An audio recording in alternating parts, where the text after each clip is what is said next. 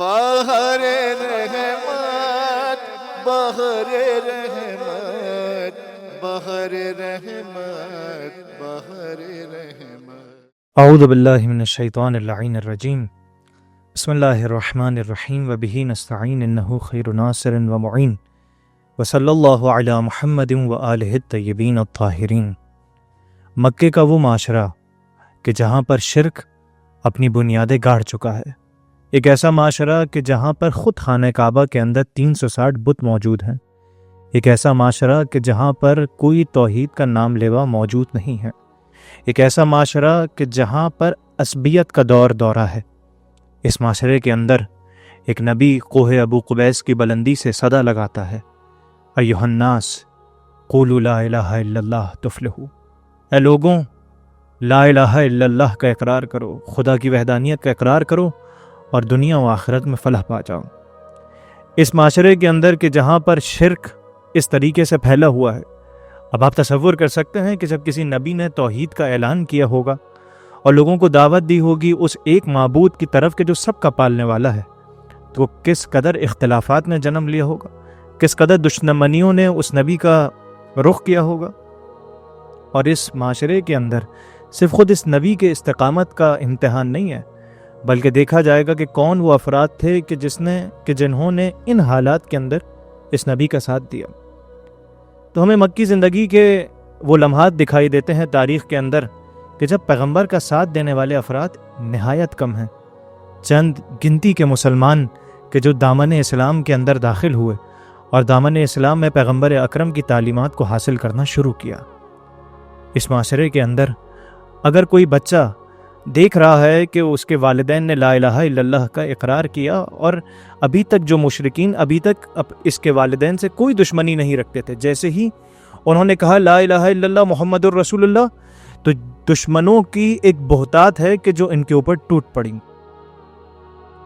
تاریخ کے اندر ایسے افراد کا نام موجود ہے، بہت سارے ایسے افراد تھے کہ جنہوں نے پیغمبر کا اس وقت ساتھ دیا اور مکی زندگی میں اذیتیں اٹھا کر کبھی کسی کے سینے کے اوپر پتھر باندھ دیے گئے، کبھی کسی کو سخت گرمی میں گرم پتھروں پر لٹا دیا گیا، کبھی کسی کا سوشل بائیکاٹ کیا گیا، اور ان مظالم کو اٹھاتے ہوئے ان افراد نے پیغمبر اکرم کا ساتھ دیا۔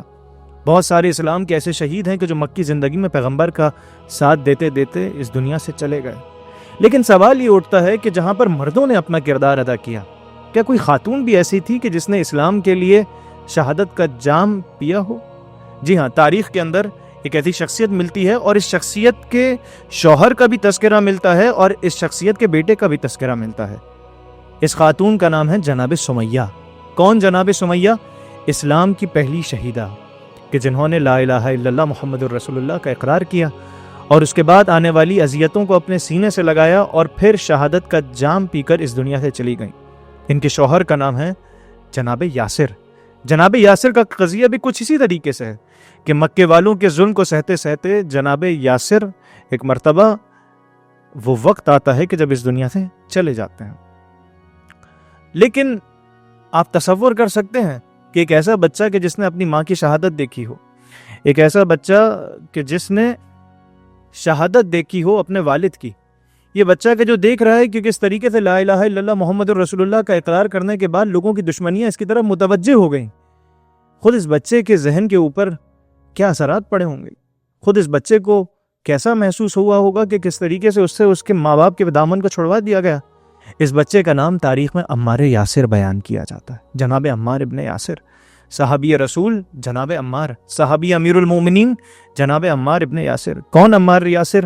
وہ عمار یاسر کہ جن کے اوپر بھی مظالم کا آغاز کیا گیا مکی زندگی کے اندر، یہاں تک کہ کہا گیا کہ اے عمار اگر تم رسول خدا کو نعوذ باللہ برا بھلا نہیں کہو گے تو ہم تمہیں قتل کر دیں گے یا پھر سنگین اذیتوں کے اندر تمہیں مبتلا کریں گے۔ اس موقع کے اوپر جناب عمار ابن یاسر نے تقیہ کا سہارا لیا، اور جب تقیہ کر چکے تو پیغمبر کی بارگاہ میں دوڑ لگاتے ہوئے کہے کہ یا رسول اللہ کہیں ایسا تو نہیں ہے کہ میرا ایمان باطل ہو گیا ہو؟ تو اس وقت پروردگار عالم نے اس آیت کو نازل کیا، من کفر باللہ من بعد ایمانہ الا من اکرہ قلبہ وقلبہ مطمئن بالایمان۔ وہ شخص کہ جو ایمان کے بعد کفر کا اظہار کرتا ہے، مگر یہ کہ اگر اس کو مجبور کیا جائے اور اس کا قلب مطمئن ہو ایمان کے ساتھ تو اس کے اوپر پروردگار کا عذاب نہیں ہے، لیکن جو شخص بغیر کسی کراہت کے ایمان کے بعد کفر کو اختیار کرے اس کے لیے بہرحال عذاب کی وعید موجود ہے۔ تو یہ آیت نازل ہوئی کس کی شان میں؟ جناب عمار ابن یاسر کی شان میں، کہ جناب عمار یاسر نے ایک مرحلے کے اوپر تقیہ کر کے اپنی جان کو بچایا، اور پھر اس کے بعد اپنی وفاداری کا اظہار کرتے رہے موقع موقع پر پیغمبر کے ساتھ اور پیغمبر کے اہل بیت و پیغمبر کے اصحاب کے ساتھ اور پیغمبر کی اولاد کے ساتھ۔ جناب عمار یاسر کی شخصیت کو اگر انسان سمجھنا چاہے تو خود پیغمبر اکرم کا یہ کلیدی قول ہمارے پاس موجود ہے، کہ جہاں پیغمبر اکرم نے ارشاد فرمایا کہ حق عمار کے ساتھ ہے اور عمار حق کے ساتھ ہے۔ بین ہی ایسی حدیث جناب امیر المومنین کے بارے میں بھی ملتی ہے، علی مع الحق والحق مع علی، علی حق کے ساتھ ہے اور حق علی کے ساتھ ہے۔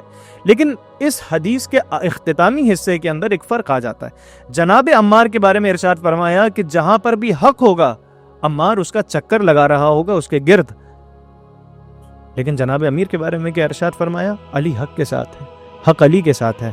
پروردگارہ تو حق کو وہاں موڑ دے کہ جہاں میرا بھائی علی ابن ابی طالب موڑتا ہے۔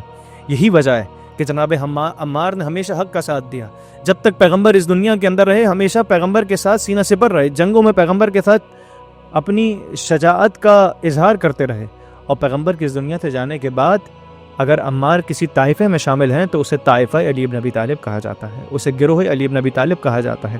اہل بیت سے اپنی وفاداری کا اظہار کیا جناب عمار ابن یاسر، یہاں تک کہ پیغمبر اکرم نے خود فرمایا تھا، اے عمار تقتلک الفئۃ الباغیہ، اے عمار اس بات کو یاد رکھو، تمہیں کون سا گروہ قتل کرے گا؟ تمہیں وہ گروہ قتل کرے گا کہ جو باغی ہوگا۔ آپ سوچ سکتے ہیں باغی گروہ قتل کرے گا کس کو؟ جناب عمار کو۔ اس کا مطلب جیسے ہی جناب عمار کی شہادت ہوگی تو جو بھی گروہ جناب عمار کا قاتل ہوگا وہ پیغمبر کی نگاہ میں باغی گروہ ہے۔ اسی لیے آپ کو دکھتا ہے کہ جنگ جمل میں جناب عمار ابن یاسر آتے ہیں اور جناب امیر المومنین کا ساتھ دیتے ہیں۔ جناب امیر المومنین کا ساتھ دینے کے بعد صفین کے میدان میں جناب عمار ابن یاسر نے اپنی شجاعت کے جوہر دکھائے، یہاں تک کہ وہ مرحلہ آیا کہ جناب عمار ابن یاسر جناب امیر کے لشکر کے اندر شرکت کرتے ہوئے زخمی ہوئے، یہاں تک کہ ان کے سینے کو چیر دیا گیا، اور سینے کو چیرنے کے بعد جناب عمار یاسر کی شہادت رونما ہوئی۔ اور اس وقت اصحاب کو پیغمبر کی وہ حدیث یاد آئی کہ عمار حق کے ساتھ ہے، حق عمار ابن یاسر کے ساتھ ہے، اور اے عمار تم وہ ہو کہ جسے باغی گروہ قتل کرے گا۔ اور دنیا نے ایک مرتبہ دیکھا کہ باغی گروہ کون سا ہے، وہ گروہ کہ جو صفین میں علی ابن ابی طالب کے مقابلے میں آیا تھا۔ تو ایک مرتبہ پھر علی ابن ابی طالب کی حمایت اور علی ابن ابی طالب کے دشمن کے چہرے سے نقاب اتری، کس کے ذریعے؟